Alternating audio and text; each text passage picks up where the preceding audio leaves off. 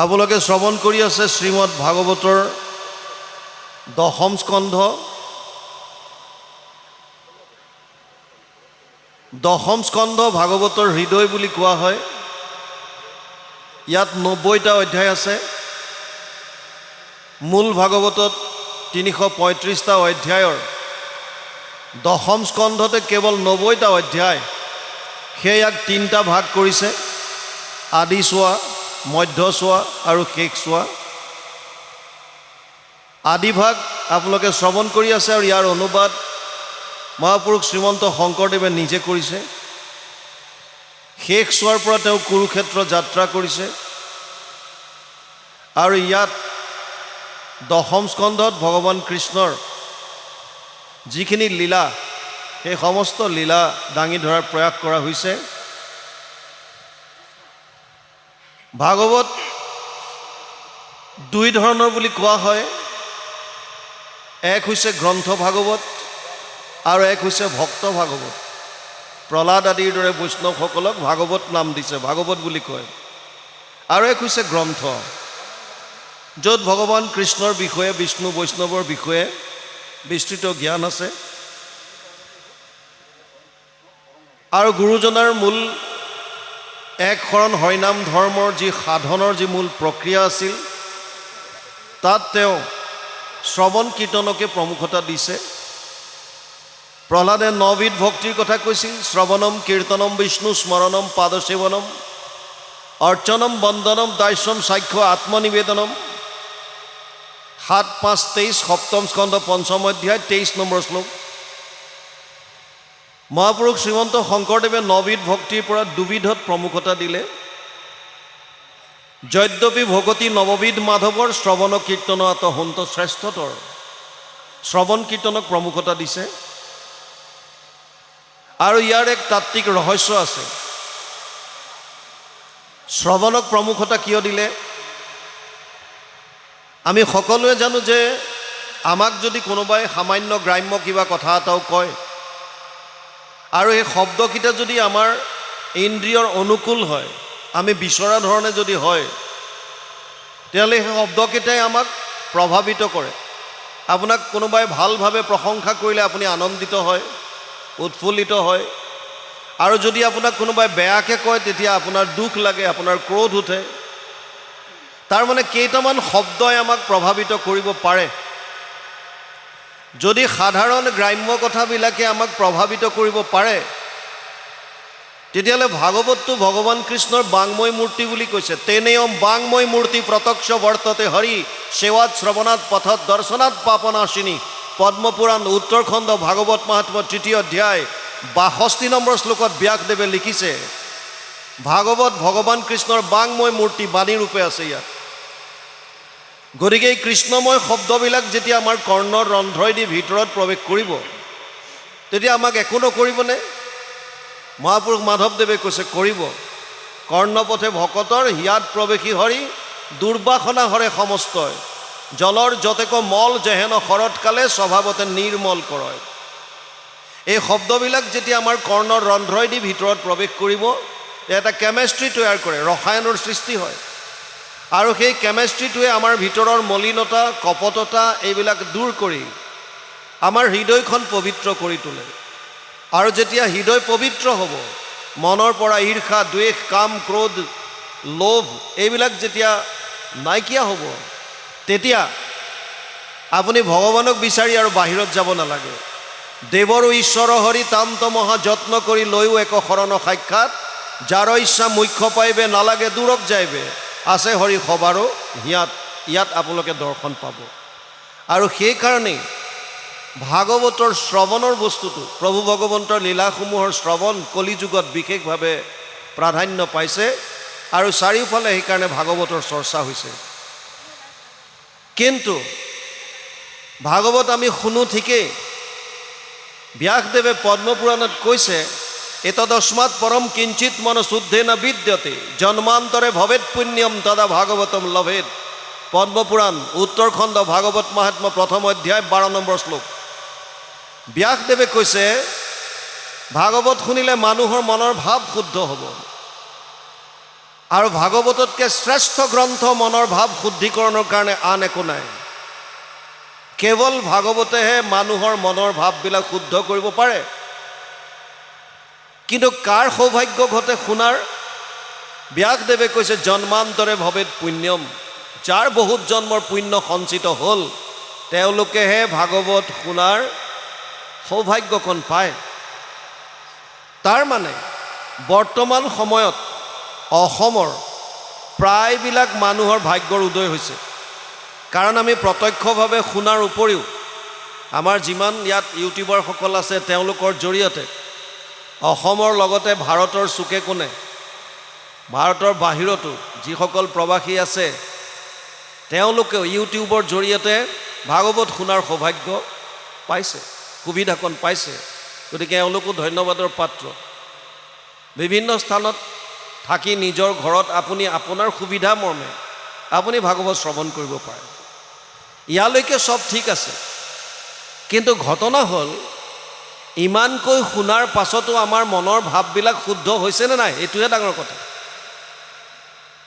শুনাততো বহুত শুনিছোঁ, আমি প্ৰত্যক্ষভাৱে এনেকৈ অনুষ্ঠানত শুনাৰ উপৰিও মোবাইলৰ যোগেদি ৰাতি দিন শুনি আছোঁ। আমাক অসমৰ বহু ঠাইৰ পৰা ফোন কৰি জনায়, কোনোবাই কয় বাপ ৰাতিপুৱা খোজকাঢ়িবলৈ যাওঁতে আপোনাৰ লগাই লওঁ, কোনোবাই কয় বাৰীত কৃষি কৰ্ম কৰি থাকোঁতে স্পীকাৰত লগাই লওঁ, আইসকলে কয় আমি ৰন্ধন ক্ৰিয়া কৰি থাকোঁতে মোবাইলত শুনি থাকোঁ। চব ঠিক আছে, কিন্তু শুনাৰ পাছত আমাৰ ৰূপান্তৰ কিবা ঘটিছেনে নাই? আমি কিবা নিজক পৰিৱৰ্তন যে হৈছে বা আমাৰ জীৱনলৈ যে কিবা ৰূপান্তৰ ঘটিছে এইটো কিবা অনুভৱ কৰিব পাৰিছোঁনে নাই? কেনেকৈ গম পাব কিবা যে ৰূপান্তৰ ঘটিছে? সমাজত চোৰ ডকাইত ধৰ্ষণ লুণ্ঠন এইবিলাক নাইকিয়া হ'ব। কিন্তু যদি সমাজখনলৈ চাওঁ, ভাগৱত নুশুনা কথাখিনি বাদেই দিলোঁ মই, শুনাসকলৰো ঈৰ্ষা দ্বেষ কাম ক্ৰোধ এইবিলাকৰ ওপৰত সংযম এতিয়াও অহা নাই। তাৰ মানে যেনেকৈ শুনিব লাগে হয়তো আমি তেনেকৈ শুনা নাই, এক নম্বৰ কথা। দুই নম্বৰ কথা, যাৰ পৰা শুনিছোঁ আমাৰ দৰে যিসকল আলোচক, আমি ব্যাখ্যাকাৰ বুলি নাভাবোঁ নিজকে, আলোচক বুলি ক'ব পাৰে, আলোচনা কৰি ভাল পাওঁ কৃষ্ণৰ কথা। আমিবিলাকে হয়তো কৃষ্ণৰ কথা বা ভাগৱতৰ কথা সত্য শুদ্ধ ৰূপত শ্ৰোতাৰ হৃদয় স্পৰ্শ কৰি সুমুৱাই দিয়াত বিফল হৈছোঁ, আমি হয়তো পৰা নাই। ৩ নম্বৰ কাৰণ হ'ব পাৰে যে যদিও ইমান বহুল প্ৰচাৰ চলিছে এতিয়াও হয়তো এটা চামে নিজকে ভাগৱত শুনাৰ পৰা আঁতৰাই ৰাখিছে। কাষতে ভাগৱত হৈ আছে, মোৰ শুনিবলৈ ইচ্ছা নাই। আৰু ৪ নম্বৰ কাৰণ হ'ব পাৰে যে শুনাটো শুনিছোঁ, বুজাটো বুজিছোঁ, কিন্তু যেতিয়া মনাৰ কথা আহে তেতিয়া আমি পাল্টি মাৰি দিওঁ, আমাৰ ইচ্ছা নাই। মই প্ৰায়ে কওঁ, যিজন কংসৰ কথা আপোনালোকে ইয়াত আলোচনা কৰিছে, কংস অহংকাৰৰ প্ৰতীক, তেনেকৈ আৰু এজন অহংকাৰৰ প্ৰতীক, একোটা চৰিত্ৰ এইবিলাক প্ৰতীকাত্মক, দুৰ্যোধন। কুৰুক্ষেত্ৰৰ যুদ্ধৰ প্ৰাক মুহূৰ্তত দুৰ্যোধনৰ ৰাজসভালৈ ভগৱান কৃষ্ণ গৈছিল এজন দূত হৈ, শান্তি দূত হৈ গৈছিল। আৰু দুৰ্যোধনক কৈছিল যে দাদা, যদি তুমি কুৰুক্ষেত্ৰ যুদ্ধ হোৱাটো বিচৰা নাই তেতিয়াহ'লে মাত্ৰ মোৰ উপদেশ মানি লোৱা। দুৰ্যোধনে ক'লে কি কৰিব লাগিব কেশৱ? ভগৱানে ক'লে যে আন একো কৰিব নালাগে, মাত্ৰ 5খন গাঁও দিয়া, মই পঞ্চ পাণ্ডৱক বুজাই দিম আৰু এই যুদ্ধ নহয়। দুৰ্যোধনে ক'লে যে 5খন গাঁওটো বহুত দূৰৰ কথা, মই বেজীৰ আগত উঠা সামান্য মাটিকণো বিনা যুদ্ধত নিদিওঁ। আৰু তেতিয়া ভগৱান কৃষ্ণই দুৰ্যোধনক কৈছিল যে দাদা, তুমি ধৰ্ম কি বুজি পোৱা নে নাই? তেতিয়া দুৰ্যোধনে কৈছিল জানামি ধৰ্মম নাচমে প্ৰবৃত্তি, ধৰ্ম কি মই জানো কিন্তু মোৰ মানিবলৈ ইচ্ছা নাই। ভগৱানে ক'লে যে অধৰ্ম কি জানানে নাই? দুৰ্যোধনে কৈছিল জানামি অধৰ্মম নাচমে নিবৃত্তি, অধৰ্ম কি সেইটোও জানো মই, কিন্তু মই নকৰাকৈ থাকিব নোৱাৰোঁ। কেনাপি দেৱেনা হৃদি স্থিতম যথা নিয়োজয়সী তথা কৰোমি। মহাপুৰুষ মাধৱদেৱী শ্লোকটোৰ অনুবাদ ঘোষাত কৰি থলে, ধৰ্মক জানোহো মই তথাপি প্ৰবৃত্তি নাই, অধৰ্মত নিবৃত্তি নহয়, হৃদিস্থিত হইয়া তুমি যেন কৰাবহা স্বামী ঋষিকেশ কৰিব তেনয়। আমি জনাক জানো কোনটো ধৰ্ম কোনটো অধৰ্ম, কোনটো ভাল কোনটো বেয়া। যদি নাজানিলেহেঁতেন তেতিয়াহ'লে বেয়া কামবিলাক মানুহে মনে মনে নকৰিলেহেঁতেন।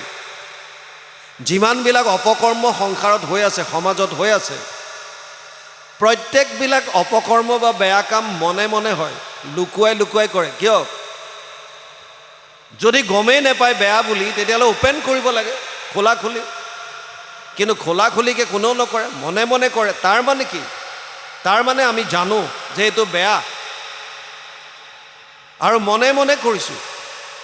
সেইকাৰণে জনাৰ পাছতো আমি তেনেকুৱা কৰি আছোঁ। তাৰ মানে ধৰ্মক জনাটো জানো, কিন্তু তাক মানিবৰ কাৰণে আমাৰ ইচ্ছা নাই। বুজি পাইছেনে? এতিয়া নজনা কথা এটা জানিবৰ বিচৰাটো বেলেগ কথা, জানি পেলাই নমনা কথাটো কেনেকুৱা সমীচীন হ'ব আপোনালোকে ভাবক। তথাপিও গুৰুজনাই কৈছিল যে বাৰে বাৰে শ্ৰৱণ কৰিলে হয়তো কেতিয়াবা কাৰোবাৰ অকণমান হ'লেও এটা চেঞ্জ আহিব পাৰে। আৰু যেতিয়া বাৰে বাৰে আমি শুনি থাকিম, বাৰে বাৰে শ্ৰৱণ কৰি থাকিম, তেতিয়া হয়তো এদিন গৈ পেলাই তেওঁলোকৰ ভিতৰৰ পৰা এই কপটতা মলিনতা এই সমস্তবিলাক নাশ হৈ সত্য শুদ্ধ যিটো ঐশ্বৰিক প্ৰেম, যিটো ভগৱানৰ প্ৰতি শুদ্ধ প্ৰেম, এইটোৰ হয়তো প্ৰকাশ পাব পাৰে। সেইকাৰণে শ্ৰৱণক প্ৰমুখতা দিছে। ভাগৱত আৰম্ভ হৈছে নৈমিষাৰণ্যত। আমি সকলোৱে জানো 28,000 ঋষিমুনি একত্ৰিত হৈছে। ভাগৱতৰ মূল প্ৰশ্নটো বুজি লওক। য'ত যিমান যি কথা শুনিছোঁ তাৰ মূল লক্ষ্যটো কি? প্ৰশ্নকেইটা বুজি ল'লে আপোনালোকে তাৰ অৰ্থবিলাক গৈ লাষ্টত গম পাব। 28,000 ঋষিক প্ৰতিনিধিত্ব কৰিছে শৌনকে। শৌনক কোন? কথামৃত ৰসস্বাদ কুশল শৌনকো অব্ৰবীত। যিজন কথামৃত পান কৰাত কুশল, সেইজনৰ নাম দিছে শৌনক। শৌনকে প্ৰশ্ন কৰিছে, তত্ৰ তত্ৰ অঞ্জস আয়ুষ্মান ভৱতা যত বিনিশ্চিতম পুংসাম একান্তত শ্ৰেয় তৎ না সঞ্চিতুম অৰ্হসি। 1:1-9 প্ৰথম স্কন্ধ প্ৰথম অধ্যায় 9 নম্বৰ শ্লোকত শৌনকে কৈছে কলিযুগৰ মানুহৰ কাৰণে আটাইতকৈ শ্ৰেষ্ঠ কৰ্মটো কি? যিটো কৰ্মৰ দ্বাৰা তেওঁলোকে পৰম কল্যাণ সাধন কৰিব পাৰিব। এইটো হৈছে মূল ভাগৱতৰ ভেটি। ভাগৱত ক'বলগীয়া কিয় হৈছে? মূল প্ৰশ্ন এইটো যে কলিযুগৰ মানুহে কল্যাণ সাধনৰ অৰ্থে কৰিবলগীয়া আটাইতকৈ শ্ৰেষ্ঠ কৰ্মটো কি? এইটো শৌনক আদি ঋষি সমস্তই সুত মুনিক সুধিছে। উত্তৰ দিয়াৰ আগতে খালি শৌনকে কৈছে যে হে সুত মুনি, তুমি যিকোনো উপায় দিলে কলিযুগৰ মানুহে অৱলম্বন কৰিব নোৱাৰিব। কিয়? 8টা বস্তু কলিযুগত হ্ৰাস পাব। ততচ্চ অনুদিনম ধৰ্মম সত্যম শৌচম ক্ষমা দয়া কালেন বলেন ৰাজন নাংসতি আয়ু বলম স্মৃতি। 12:2-1 দ্বাদশ স্কন্ধ 2য় অধ্যায় 1ম শ্লোক ভাগৱত। 8টা বস্তু কমিব কলিযুগৰ মানুহৰ: ধৰ্ম, সত্য, শৌচ, ক্ষমা, দয়া, আয়ুস, বল, স্মৃতি। আমাৰ আয়ুস কমিব, শাৰীৰিক বল কমিব, স্মৃতি শক্তি হ্ৰাস পাব। তেতিয়া আমাৰ কাৰণে উপযুক্ত, কলিযুগৰ মানুহৰ কাৰণে উপযুক্ত উপায় বিচাৰিছে। যদি সুতমুনিয়ে ক'লেহেঁতেন যে ঠিক আছে, যদি কোনোবাই কল্যাণ সাধিব বিচাৰিছে 1000 বছৰ তপস্যা কৰক, কলিযুগৰ মানুহৰ কাৰণে এইটো সম্ভৱ নহয়। কিয়? ইমান দিন জীয়াই নাথাকে। সেইকাৰণে শৌনকে প্ৰথমে কৈছে, হে সুতমুনি, প্ৰায়েনা অলপায়ুষ সভ্য কলৌ অস্মিন যুগে জনা মন্দ সুমন্দ মতয়ো মন্দিয় ভাগ্য হি উপদ্ৰতা। 1:1-10 প্ৰথম স্কন্ধ প্ৰথম অধ্যায় 10 নম্বৰ শ্লোক ভাগৱত। তাত কৈছে, হে সুতমুনি, কলিযুগৰ মানুহৰ আয়ুস কম, প্ৰায়েনা অলপায়ুষ। কিমান আয়ুস? 100 বছৰ। প্ৰহ্লাদে আকৌ ইয়াৰ ব্ৰেকআপ দিছে। পুৰুষৰ আয়ুস শত বৰিষ সাক্ষাৎ, তাহাৰ অৰ্ধেক যায় বিফলে নিদ্ৰাত। আধাটো শুই থাকোঁতে যায়। 20 বৰিষ যায় বালক ক্ৰীড়াত, আৰু 20 যায় জৰা অৱস্থাত, বৃদ্ধ অৱস্থাত 20 বছৰ। জীৱা অৱশেষ আয়ু থাকয় যুৱাত, সিও কামে ক্ৰোধে লোভে যায় অজ্ঞানত। গতিকে যি 100 বছৰ পাইছোঁ তাকো চাই থাকোঁতে খতম। সেইকাৰণে আটাইতকৈ সহজ উপায় বিচাৰিছে শৌনকে। ক'বলৈ আৰম্ভ কৰিব ধৰিছে সুতে শৌনকে কৈছে ৰ'বা, আৰু এটা কথা বুজি লোৱা, আমাৰ যে 28,000 ঋষি মুনি দেখিছা, এইবিলাক নপঢ়া নুশুনা নহয়। 28 সহস্ৰ ঋষি, বেদত প্ৰধান, গুৰুজনাৰ কলম। 28,000 ঋষি চব বেদত উস্তাদ। গতিকে এওঁলোক নপঢ়া নুশুনাকৈ তোমাৰ ওচৰত অহা নাই যে একো অধ্যয়ন নকৰাকৈ আহিছে উপায় দিয়া, এনেকুৱা নহয়। সমস্যাটো কি? সমস্যা হৈছে ভুৰিনি ভুৰি কৰ্মানি শ্ৰুতব্যানি বিভাগছ। শাস্ত্ৰ বহুত আছে আৰু বিভিন্ন শাস্ত্ৰত বিভিন্ন মত দিছে, সমস্যাটো তাত। আপোনালোকে জানি আচৰিত হ'ব, বেলেগ সম্প্ৰদায়বিলাকলৈ যদি চাই তেতিয়াহ'লে ধৰ্মগ্ৰন্থ এখন বা দুখন।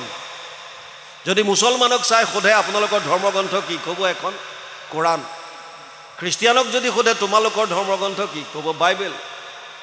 শিখসকলক যদি সোধে ক'ব যে কি, বোলে গুৰু গ্ৰন্থ চাহিব। বুদ্ধিষ্টক যদি সোধে তোমালোকৰ ধৰ্মগ্ৰন্থ কি, ক'ব যে ত্ৰিপিটক। আৰু আমাৰ 4 বেদ, 14 শাস্ত্ৰ, 18 পুৰাণ, স্মৃতি শাস্ত্ৰ বেলেগ, দৰ্শন বেলেগ, 2খন মহাকাব্য, গীতা, অগণন শাস্ত্ৰ আছে।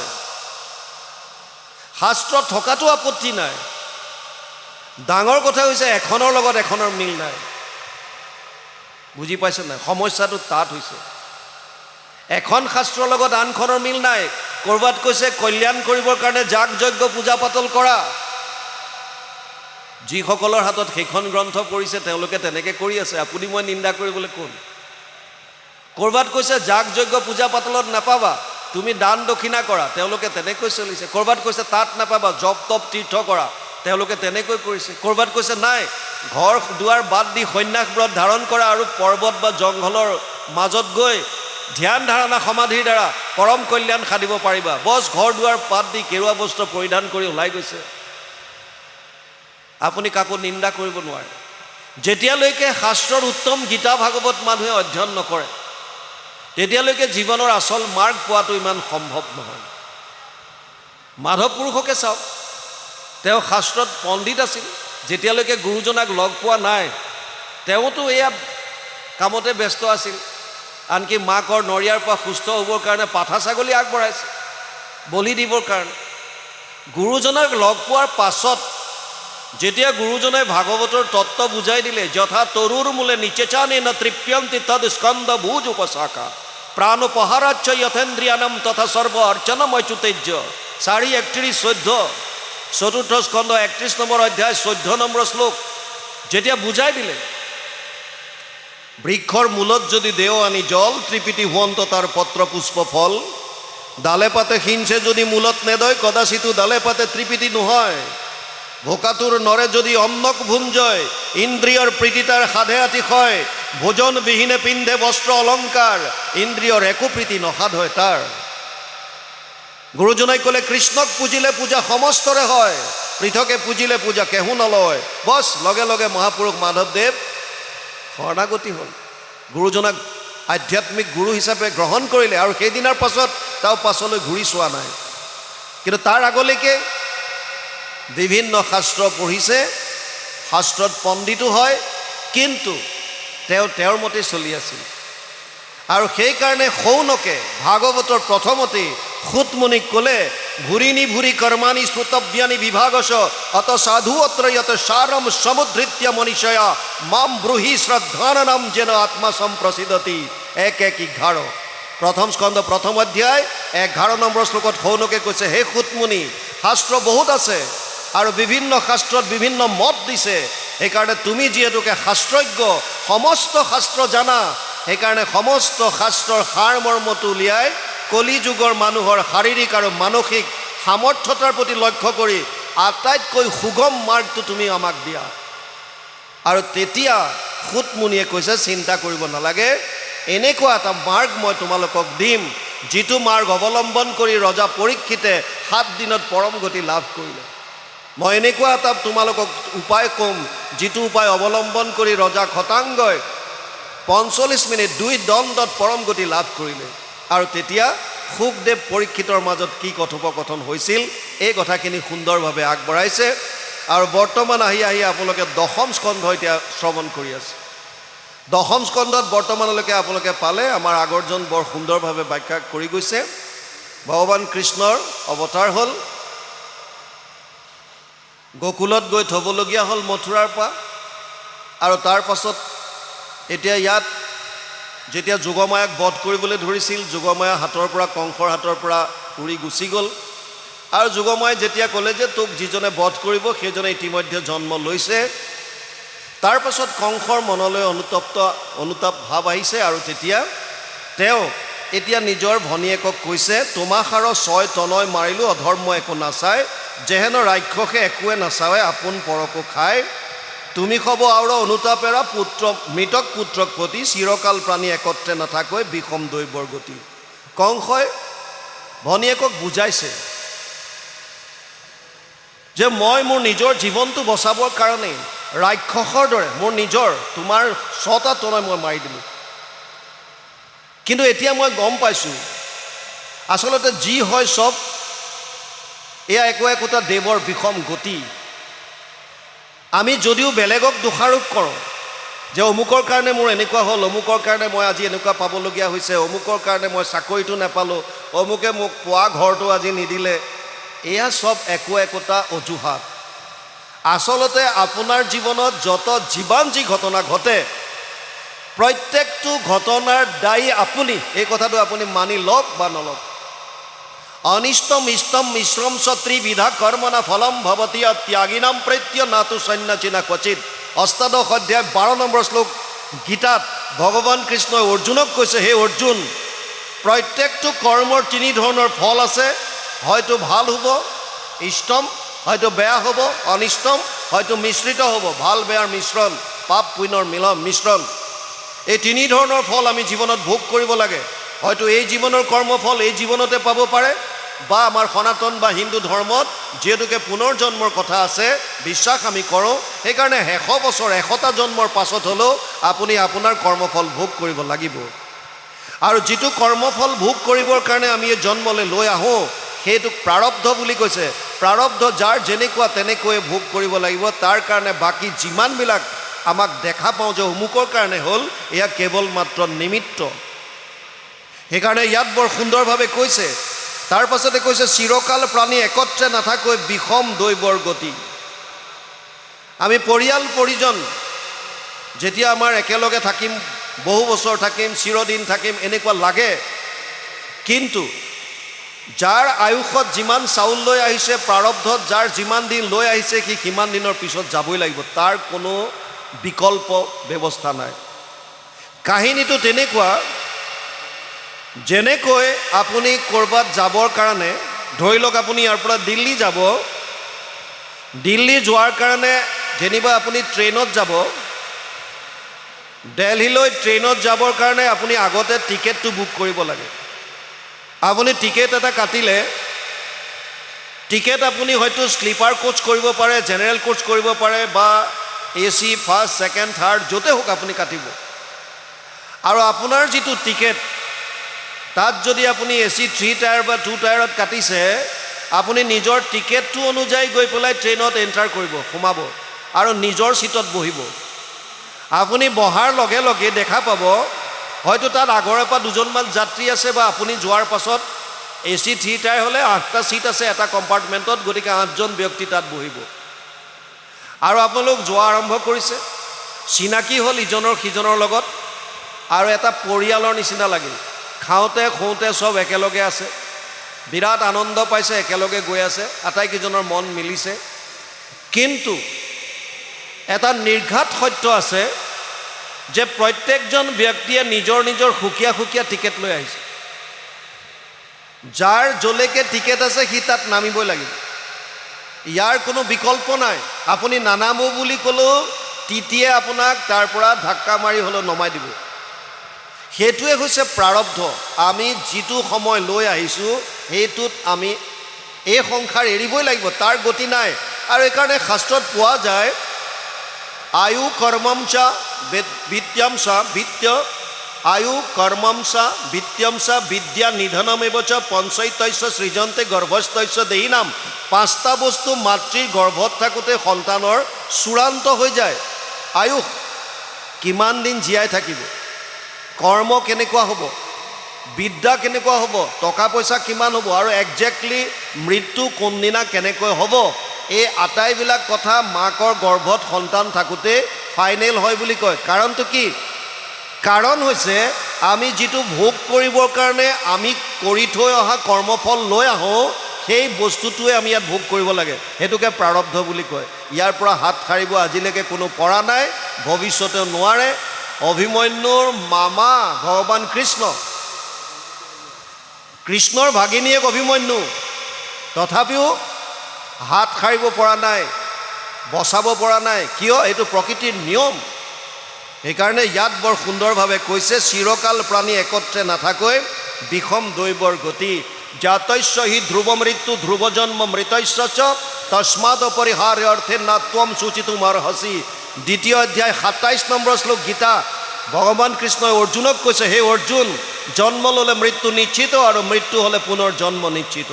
ইয়াৰ পৰা হাত সাৰিব নোৱাৰা, সেইকাৰণে তাক লৈ শোক কৰিব নালাগে। পঞ্চভূতি দেহ ইহে নষ্ট হৈ আত্মাৰ মৰণ নাই, হেন বিমৰিষি কৰৈ যিটো প্ৰাণী নথাকৈ শোকৰ ঠাই। বৰ সুন্দৰ কথা কংসই কৈছে। পঞ্চভূতি দেহা, পঞ্চভূত মানে ক্ষিতি, জল, তেজ, বায়ু, আকাশ।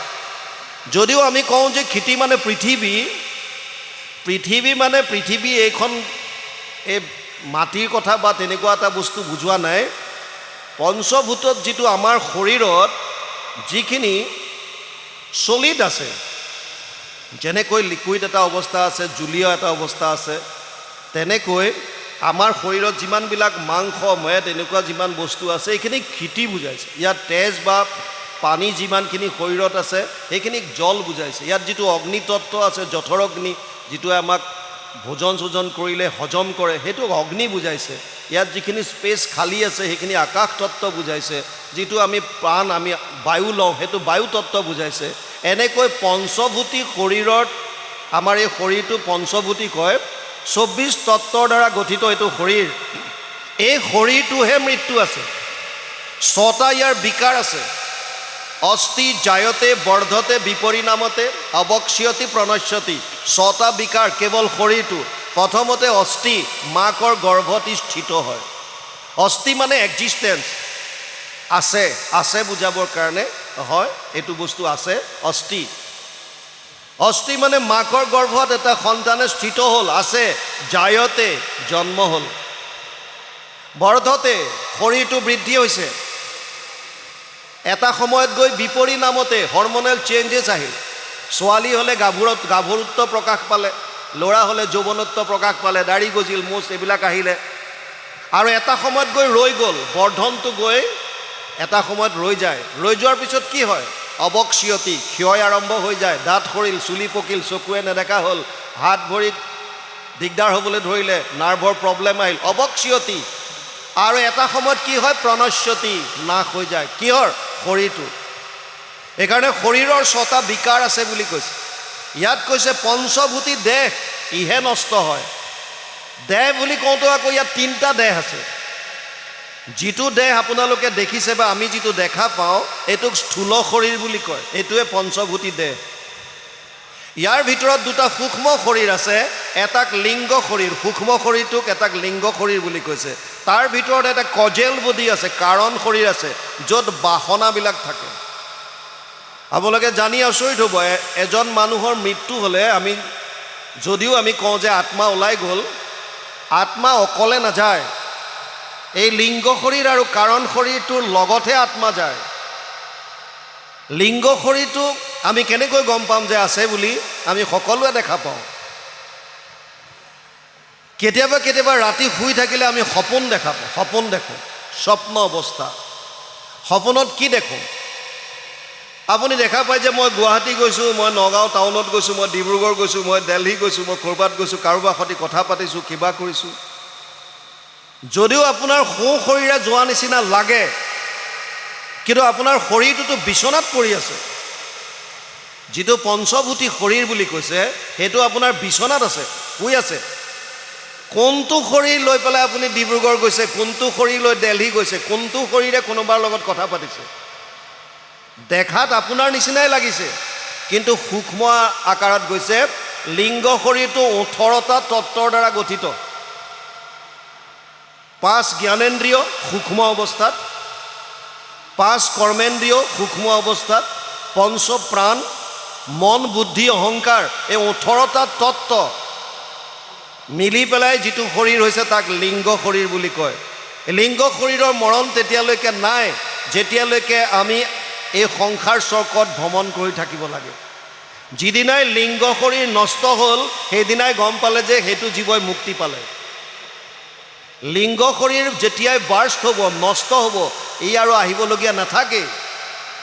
সেইকাৰণে ইয়াত কৈছে যে পঞ্চভূতি শৰীৰটোহে নষ্ট হয়, পঞ্চভূতি দেহ ইহে নষ্ট হয়।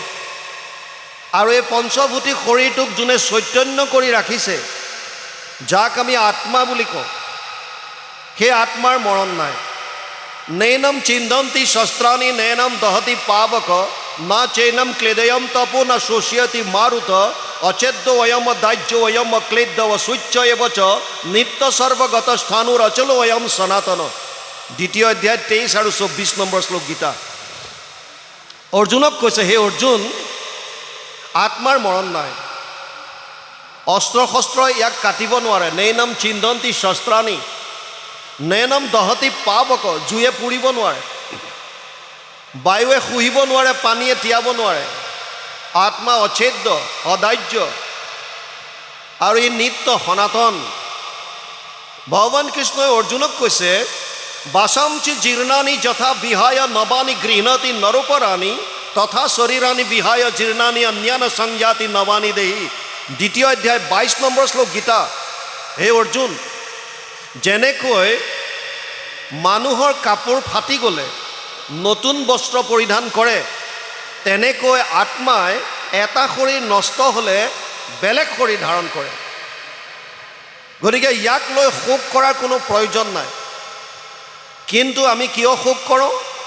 আমি এই শৰীৰটোক মই বুলি ভাবোঁ, সেইকাৰণে আমাৰ দুখ লাগে।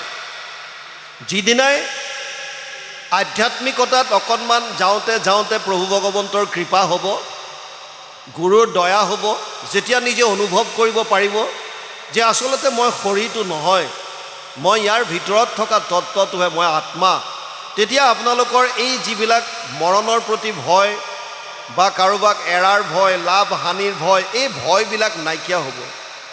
আৰু তেতিয়াই আপুনি নিজক বুজি পাব যে মই আচলতে এনেকুৱা এটা তত্ত্ব যিবিলাক এইবিলাক সাংসাৰিক একো বস্তুৱে মোক স্পৰ্শ কৰিব নোৱাৰে। বুজি পাইছেনে? সেইকাৰণে ইয়াত কৈছে, পঞ্চভূতি দেহ ইহে নষ্ট হৈ আত্মাৰ মৰণ নাই, হেন বিমৰিষি কৰৈ যিটো প্ৰাণী নথাকৈ শোকৰ ঠাই। শোক কিয় হয়? যেতিয়া মোহ হয়। মোহ কেতিয়া হয়? বৰ জানিবলগীয়া কথা। অৰ্জুনৰ বিষয়ে লিখিছে নহয়, শোক মোহ মহাপংক মাজে অৰ্জুন মগন ভৈলা দেখি। মোহটো কেতিয়া হয়? চাওক, প্ৰথম কথা, যেতিয়া আমি নিজক এই শৰীৰটোক মই বুলি ভাবোঁ, এইটো আমাৰ অজ্ঞানতা। মই বুলি ভবাৰ লগে লগে এই শৰীৰৰ লগত সম্বন্ধ থকা বস্তু বা ব্যক্তিখিনিক আমি মোৰ বস্তু বুলি ভাবোঁ, আৰু এখন আমি মনৰ ভিতৰত সংসাৰ তৈয়াৰ কৰি লওঁ, মনৰ এখন সংসাৰ পাতি লওঁ। এয়া মোৰ মা, এইজন মোৰ দেউতা, মোৰ খুৰা, মোৰ পেহী, মোৰ গাঁৱৰ মানুহ, মোৰ সমাজৰ মানুহ, মোৰ পন্থৰ মানুহ, মোৰ কৰি মোৰ ঘৰ, মোৰ দুৱাৰ, মোৰ লেপটপ, মোৰ মোবাইল, মোৰ গাড়ী, মোৰ চাইকেল, এখন সংসাৰ বনাই ল'লোঁ। যেতিয়া মই দেহাটোৰ লগত সম্বন্ধিত বস্তুবিলাক, এজন ল'ৰাই ফুটপাথত চাহ খাইছে, স্পেচিয়েল কাপ এটা বিচাৰিছে আৰু ধুনীয়াকৈ সুন্দৰভাৱে দোকানীজনে চাহ দিছে। ল'ৰাজনে ঢোক মৰাৰ লগে লগে কণমানি ভতিজাক আহি পেলাই কৈছে, খুৰা, বাছ এখন এক্সিডেণ্ট হৈছে, 50জনমান মানুহ মৰিছে। খুৰাকে চাহত ঢোক মাৰি দোকানীটোক কৈছে, চাহত চেনি কম হ'ল, তই এচামুচ চেনি লৈ আহ। বুজি পাইছেনে নাই? ল'ৰাটোৱে কৈছে যে 50জনমান মানুহ মৰিছে, বাছ এক্সিডেণ্ট হৈছে, কিন্তু তাৰ কোনো প্ৰভাৱ নাই। কিয়? কাৰণ মোৰ শৰীৰটোৰ লগত সম্বন্ধিত তাত কোনো নাই। ভতিজাকটোৱে কৈছে, খুৰা বুজি পোৱা নাই কেলে, বাছখনত আমাৰ অমুক অমুক আছিল। তেতিয়া লগে লগে চাহৰ গিলাচ পেলাই দিলে কি হ'ল তেতিয়া শোক উৎপন্ন হ'ল শোকটো কেতিয়া হয় যেতিয়া মোহ হয় সেইকাৰণে দুটা বস্তু বৰ জানিবলগীয়া আপোনাৰ যিটো বস্তুৰ প্ৰতি মোহ আছে এটাচমেণ্ট আছে আসক্তি আছে সেই বস্তুটো স্পেচিয়েলি যেতিয়া তাৰ লাভ তাৰ যেতিয়া হানি হ'ব তেতিয়া আপোনাৰ মনত শোক উৎপন্ন হ'ব শোক কিন্তু যদি আপুনি বুজি পায় যে মই শৰীৰটো নহয় মই হলো আত্মা এই শৰীৰত মই জাষ্ট সোমাই আছোঁ মোৰ কৰ্মফল ভোগ কৰিবলৈ আহিছোঁ যিদিনাই কৰ্মফল শেষ হ'ব মই গুচি যাম আৰু এইটো আপোনাৰ মোৰ ইচ্ছাৰ মতে নহয় নৰসিংহ ভগৱানক লগ পোৱাৰ পাছতো প্ৰহ্লাদক কৈছিল কীৰ্তনে পলাইব পাপ ছয় ভোগ ভুঞ্জি পুণ্য কৰ ক্ষয় তই এনেকৈ যাব নোৱাৰ এতিয়াও তই যিখিনি লৈ আহিছ সেইখিনি ভোগ কৰ পাপেই হওক বা পুণ্যই হওক আৰু ইণ্টাৰেষ্টিং কথাটো শুনক নহি কচ্ছিত ক্ষণমপি জাতু তিষ্ঠত্য অকৰ্মকৃত কাৰ্যতে হি অৱশ্যকৰ্ম সৰ্ব প্ৰকৃতি জেৰ গুণে তৃতীয় অধ্যায় 5 নম্বৰ শ্লোক গীতা অৰ্জুনক কৈছে হে অৰ্জুন কোনো মানুহ এক মুহূৰ্ত কাম নকৰাকৈ থাকিব নোৱাৰে এক মুহূৰ্তও থাকিব নোৱাৰে আপুনি বহি আছে এইটো কৰ্ম শুই আছে কৰ্ম ভাবি আছে কৰ্ম প্ৰত্যেকটো কৰ্মৰ তিনি ধৰণৰ ফল ভাল বেয়া মিশ্ৰিত যিবিলাক ফল আমি ভোগ কৰা নাই প্ৰত্যেকটো কৰ্মফল আমাৰ জমা হৈ আছে য'ত জমা হয় এতিয়া বেংকত যেনেকৈ য'ত টকা সোমায় আজিকালি আইসকলৰতো আছেই নহয় ছেভিং একাউণ্ট এইবিলাক চৰকাৰে দিয়ে নহয় ৰঙিলী পমিলি আঁচনি ঢেৰ দিছেতো এই য'ত টকা সোমায় সেইটো সঞ্চয় খাতা বুলি কয় আৰু য'ত আপুনি মই কৰা কৰ্মফলবিলাক সোমায় জমা হয় সেইটো সঞ্চিত কৰ্ম বুলি কয় এই সঞ্চিত কৰ্ম কোটি কোটি জনমৰ আমাৰ জমা হৈ আছে সেই কৰ্মফল যেতিয়ালৈকে থাকিব আপুনি মই এই জন্ম মৃত্যুৰ চক্ৰৰ পৰা হাত সাৰিব নোৱাৰোঁ পুনৰপি জননম পুনৰপি মৰণম পুনৰপি জননী জঠৰে শয়নম বাৰে বাৰে জন্ম বাৰে বাৰে মৃত্যু বাৰে বাৰে মাতৃ গৰ্ভত স্থান ল'ব লাগিব বুজি পাইছে নাই যেতিয়ালৈকে কৰ্মফল থাকে তেতিয়ালৈকে আমি ভোগ কৰিব লাগিব ডাঙৰ কথা হৈছে যেতিয়া এজন মানুহৰ মৃত্যু হয়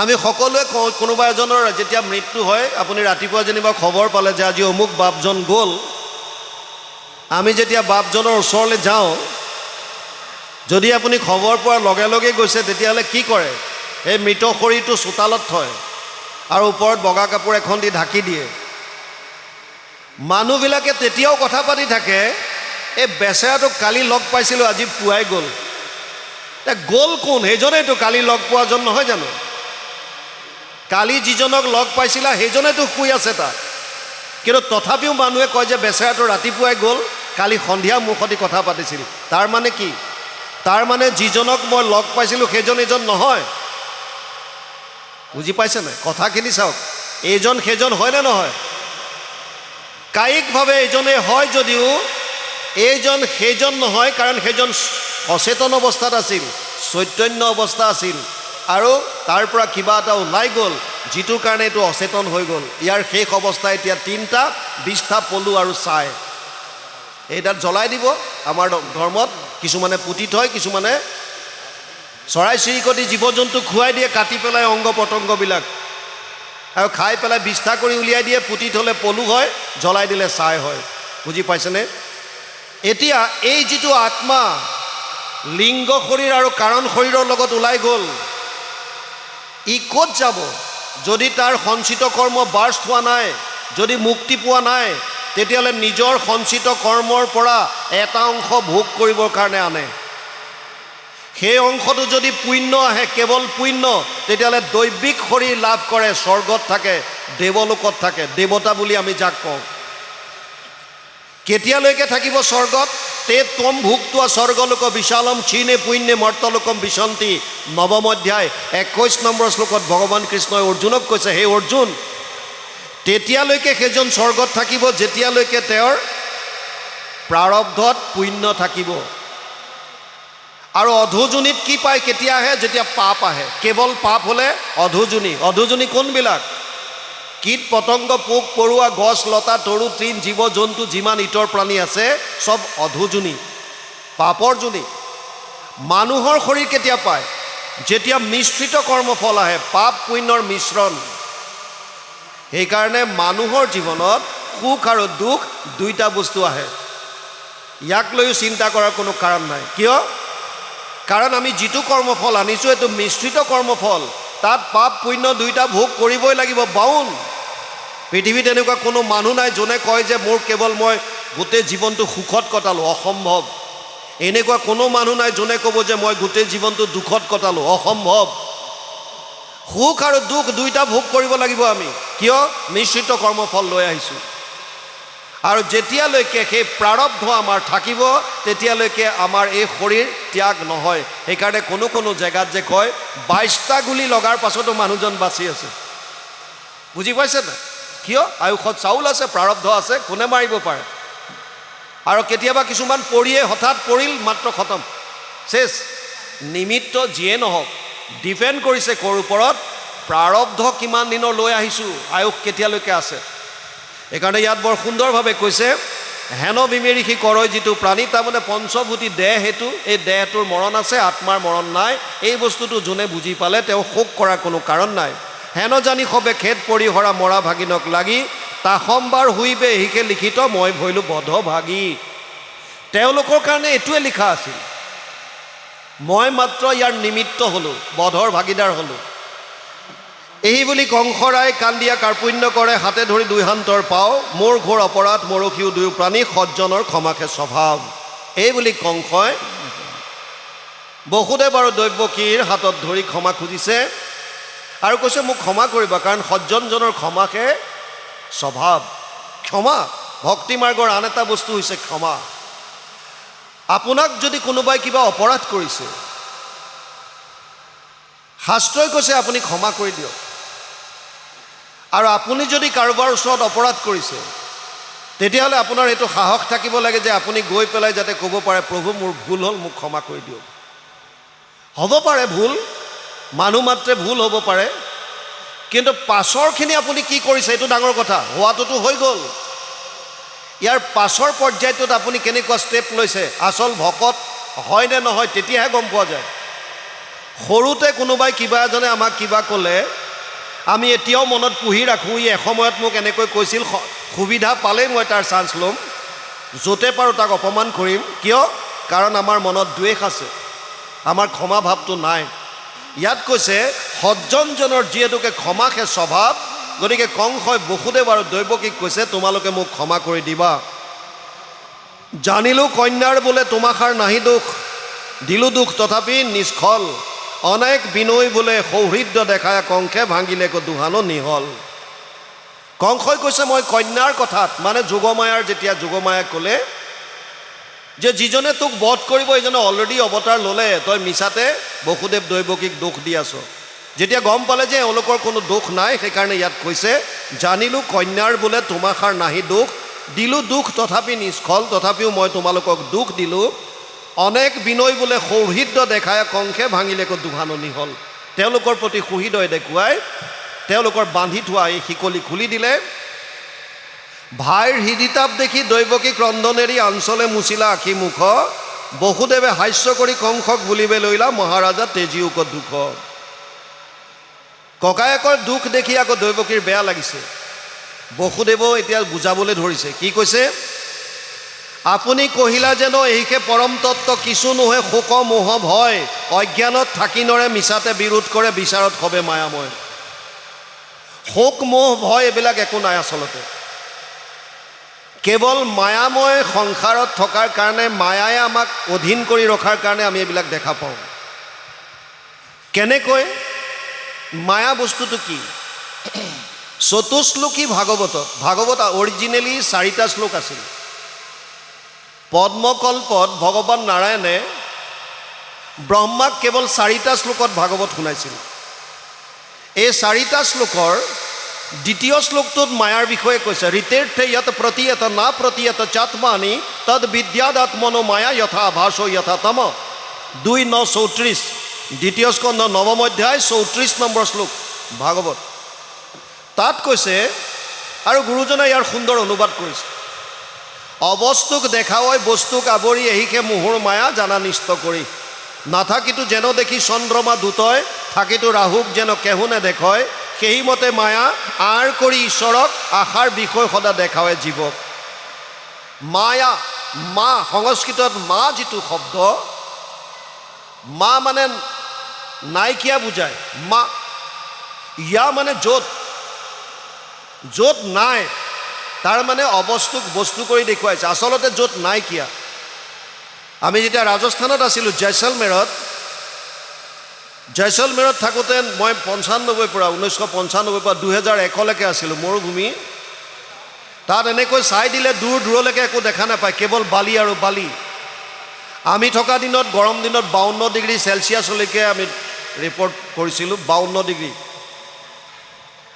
গৰম দিনত যেতিয়া দূৰলৈ চাই পঠিয়াওঁ তেতিয়া এনেকুৱা লাগে কিছু দূৰত যেন পানী আছে আপুনি ইয়াতো গম পাব আলকটৰা দিয়া ৰাস্তাত প্ৰখৰ ৰ'দত যেতিয়া দূৰলৈ একদম চিধা ৰাস্তা হ'লে কিছু দূৰত পানীৰ আভাস পাব আচলতে এইবিলাক পানী নহয় তাক কি বুলি কয় মৰিচিকা বুলি কয় এইটো ঠিক মায়াৰ দৰে আপোনাৰ দেখাত এনেকুৱা লাগে যেন পানী আছে কিন্তু আচলতে তাত পানী নাই মায়া দুই ধৰণৰ এক হৈছে জীৱমায়া এক হৈছে গুণমায়া জীৱমায়া দুই ধৰণৰ এক হৈছে আৱৰণ এক হৈছে বিক্ষেপণ মায়াৰ যিটো জীৱমায়াৰ আৱৰণ শক্তি এই আৱৰণ শক্তিটোৱে আমাৰ মন বুদ্ধিৰ ওপৰত এখন পৰ্দা পেলাই দিয়ে যাৰ কাৰণে হৃদয়তে থকা ভগৱানক আমাৰ দৰ্শন নহয় যেনিবা এতিয়া গুৰু আসন ভাগ ইয়াত আছে আমি সকলোৱে দৰ্শন পাইছোঁ ইয়াত যদি এখন পৰ্দা দি দিয়ে তেতিয়া আমি দেখিম জানো আমাৰ ভিতৰতে ভগৱান আছে আমি দেখা নাপাওঁ কাৰণ মায়াৰ এটা আৱৰণ আমাৰ ওপৰত পৰিছে এইটো অজ্ঞানতাৰ আৱৰণ এটা আছে ইয়াৰ বিক্ষেপণ শক্তিটোৱে মন বুদ্ধিক সংসাৰলৈ ঠেলা মাৰি দিয়ে ধন টকা পইচা পুত্ৰ পৰিবাৰ ঘৰ দুৱাৰ খোৱা বোৱা কাপোৰ কানি এইবিলাকত সুখ পাবি বুলি মনটোক সিফালে পঠায় ঈশ্বৰৰ ওচৰৰ পৰা মনটো দূৰলৈ পঠায় এইটো হৈছে জীৱমায়াৰ দুটা কোৱালিটি আৱৰণ আৰু বিক্ষেপণ ভগৱানৰ মায়াৰ আনটো কোৱালিটি বা আনটো ভাগ হৈছে গুণমায়া এইটো বৰ মাৰাত্মক বস্তু তিনিটা গুণ আছে সত্যম ৰজস তম ইতি গুণ প্ৰকৃতি সম্ভৱ নিবদ্ধন্তি মহাবাহু দেহে দেহিনাম অব্যয়ম 14 অধ্যায় 5 নম্বৰ শ্লোক গীতা অৰ্জুনক কৈছে হে অৰ্জুন মোৰ মায়াৰ তিনিটা গুণ আছে সত্য ৰজ আৰু তম এই তিনিটা গুণে মানুহক পুতলাৰ দৰে নচুৱাই আছে কেনেকৈ তিনিটা গুণৰ পৰা আমাৰ মনলৈ তিনি ধৰণৰ ভাৱ আহে সত্য গুণৰ পৰা সাত্বিক ভাৱ ৰজগুণৰ পৰা ৰাজসিক ভাৱ আৰু তমগুণৰ পৰা তামসিক ভাৱ সত্য গুণটো কেনেকুৱা তত্ৰ সত্যম নিৰ্মলত্বাৎ প্ৰকাশকম অনাময়ম সুখ সংগেন বধনাতি জ্ঞান সংগেন চানঘ 14 অধ্যায় 6 নম্বৰ শ্লোক গীতা হে অৰ্জুন সত্যগুণ নিৰ্মল প্ৰকাশময় ই জ্ঞান আৰু সুখৰ লগত আত্মাক বান্ধে শৰীৰৰ লগত গতিকে সত্যগুণ যেতিয়া মানুহৰ মনত বাঢ়িব সাত্বিক ভাৱ যেতিয়া আহিব এজন মানুহ ঈশ্বৰমুখী হয় ভিতৰৰ পৰা অজ্ঞানতা নাশ হয় প্ৰকাশ ভিতৰত প্ৰকাশময় হৈ যায় জ্ঞানৰ পোহৰ বন্তি জ্বলে সাত্বিক গুণ বঢ়াৰ লগে লগে এজন মানুহ ধীৰ স্থিৰ হয় আপুনি একান্তভাৱে বহি থাকিব পাৰিব বহু সময় আপুনি ঈশ্বৰমুখী হ'ব জনকল্যাণ কৰিবলৈ মন যাব দহৰ উপকাৰ কৰিবলৈ মন যাব এইটো সাত্বিক ভাৱ ৰাজসিক ভাৱ যেতিয়া আহিব ৰজগুণৰ পৰা যিটো ভাৱ আহিব ৰজু ৰাগাত্মকম বৃদ্ধি তৃষ্ণা সংগ সমুদ্ভৱম তাম নিবধ্নন্তি কৌন্তেয় কৰ্ম সংগেন দেহিনাম 14 অধ্যায় 7 নম্বৰ শ্লোক গীতা তাত কৈছে হে অৰ্জুন যেতিয়া ৰজগুণ বৃদ্ধি হ'ব ৰজগুণ কেনেকুৱা ৰজু ৰাগাত্মকম বৃদ্ধি আসক্তি বঢ়াব মোৰে সন্তান মোৰে পত্নী মোৰে ঘৰ মোৰ গাড়ী মোৰ ঘৰ সব মোৰ আসক্তি বঢ়াব সংসাৰৰ প্ৰতি আসক্তি বৃদ্ধি হ'লে তাৰ হানি হ'লে মানুহে দুখ পায় ৰজগুণৰ প্ৰভাৱ আসক্তি আৰু কি বাহে তৃষ্ণা আৰু লাগে যিটো পাইছোঁ তাত সন্তুষ্ট নাই এজন মানুহ ৰাতিপুৱা খোজ কাঢ়িবলৈ ওলাইছে গেটখন খুলিছে এটা ক'লা বেগ দেখা পাইছে বেগটোৰ অলপমান চেইনডাল খুলি চাইছে যে গোটেই 500 টকীয়া বাণ্ডেল ভৰ্তি আৰু ইফালে সিফালে চাইছে কোনো মানুহ নাই, লগে লগে বেগটো লৈ পেলাই ভিতৰলৈ আহিল আৰু ঘৈণীয়েকক মাতিছে, দুৱাৰ বন্ধ কৰি দিলে, পৰ্দা টানি দিলে, বিচনা এখনত গোটেই টকাৰ বান্দিলবিলাক খুলি দিছে, গন্তি কৰাত লাগিল দুইজনে। 99,500 ওলাল, 99,500। আৰু মানুহজনে কৈছে, হে প্ৰভু, আৰু 500 দিয়া হ'লে পূৰা 1 লাখ হৈ যায়, আৰু 500। সেইটো হৈছে তৃষ্ণা। আমিও তেনেকুৱা। আপোনাক যিবিলাক ল'ৰা ছোৱালী কোনোবা কোম্পেনীত যায়, যদি ভাল টেলেণ্টেড হয়, তেতিয়া কোম্পানীৰ মানুহে তেওঁলোকক প্ৰথমতে সোধে যে তুমি কি বিচাৰা, কিমান আশা কৰা, চেলেৰী এক্সপেক্টেশ্যন কেনেকুৱা। যদি ল'ৰাটোৱে কৈ দিয়ে যে মই মন্থলি 1 লাখ টকা বিচাৰিছোঁ বা 12 লাখ টকাৰ পেকেজ বিচাৰিছোঁ ইয়াৰলি, একে এষাৰতে যদি কোম্পানীৰ মানুহজনে যদি য়েছ বুলি কয়, অ'কে হৈ যাব, 1 লাখ মাহিলী পাবা, তাৰ মনত ভাৱ আহিব, ধেত তেৰিকা মই ভুল ক'লোঁ নেকি, মই 1.5 লাখ মান ক'ব লাগিছে। বুজি পাইছে নাই? মানি ল'লে আমাৰ আশাটো আৰু বাঢ়ি গৈ থাকে। তৃষ্ণা। এইটো কিয়? ৰাজসিক ভাৱ। ৰাজসিক ভাৱ যেতিয়া মনলৈ আহিব, তেতিয়া জাক জমকতাত বেছি গুৰুত্ব দিয়ে, সাত্বিক ভাৱটো কমি যায়। মোক মানুহে ভাল পাওক, মই যোৱাৰ লগে লগে মোৰ কাৰণে স্পেচিয়েল এখন চেয়াৰ হওক, মোক দিয়া জাপি, মোক দিয়া গামোচা স্পেচিয়েল কোৱালিটিৰ হওক, বেলেগতকৈ অকণমান বেলেগ হওক, মই অলপ স্পেচিয়েল, যশস্যা, নেম এণ্ড ফেম, এইবিলাক চব ৰাজসিক। আৰু তৃতীয়টো হৈছে তামসিক। তমস্তু অজ্ঞানজম বিদ্ধি মোহনম সৰ্বদেহিনাম প্ৰমাদ আলস্য নিদ্ৰাভি তন নিবধ্নন্তি ভাৰত। 14 অধ্যায় 8 নম্বৰ শ্লোক গীতাত কৈছে, হে অৰ্জুন, তমোগুণটো অজ্ঞানতাৰ প্ৰতীক। তমোগুণ বাঢ়িলে মানুহৰ মূলত 3টা কথা হয়। এক হৈছে প্ৰমাদৰ দৰে কাম কৰে, উন্মত্তৰ দৰে, কি কৰিব লাগে গম নাপায়, যি মন যায় তাকে কৰিব, উন্মত্ত, পগলা, প্ৰমাদ। দ্বিতীয়টো হৈছে তামসিক গুণৰ এটা বেয়া বস্তু হৈছে আলস্য ভাৱ। কৰিবলগীয়া কামটো পিছত কৰিম বুলি থৈ দিয়ে, ইংৰাজীত কয় প্ৰক্ৰাষ্টিনেশ্যন, পিছত কৰিম, পিছত। আৰু তৃতীয়টো হৈছে নিদ্ৰা, শুই থাকিবলৈ মন যায়। এই তিনিওটা হৈছে তামসিক গুণৰ প্ৰভাৱ, অতি ভয়ানক বস্তু। স্কুলৰ ছাত্ৰ ছাত্ৰী, অফিচৰ কৰ্মচাৰী, প্ৰায়বিলাকৰ এই কোৱালিটিটো দেখা পোৱা যায়। 10 মিনিট নালাগে এটা ফাইল উলিয়াবৰ কাৰণে ছিনিয়ৰ অফিচাৰলৈ আগবঢ়াই দিবলৈ, কিন্তু নিদিয়ে, পিছত কৰিম, থৈ দিয়ে। ছাত্ৰ ছাত্ৰীবিলাকে হোমৱৰ্ক দিছে, চিলেবাছ দি দিছে, আগতে পঢ়িব লাগে, পিছত পঢ়িম বুলি থৈ দিয়ে, পিছত চাম। আৰু যেতিয়া পৰীক্ষা আহি যায়, তেতিয়া দেখা পায় যে মোৰ দেখোন চাবলগীয়া ঢেৰ হৈ গ'ল, মই চিলেবাছ কমপ্লিট নকৰিলোৱে।